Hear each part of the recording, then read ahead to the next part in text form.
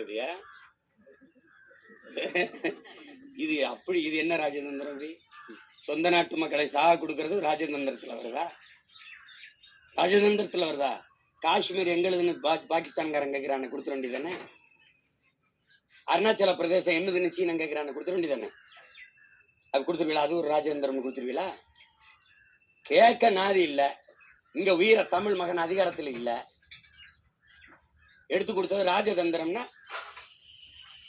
அப்ப மீனவர் சாவ நீங்க சைத்துக்கிறீங்க, மீனவர் உரிமை பறிபோவதை ஏற்கிறீங்க. அப்போ இதெல்லாம் அப்படிப்பட்ட ராஜதந்திரத்தை ஒழிக்கிறதா எங்க வேலை.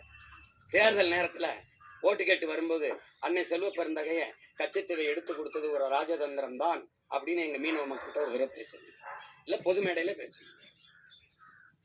அப்படின்னு தந்திரம், அப்படின்னு தந்திரம்.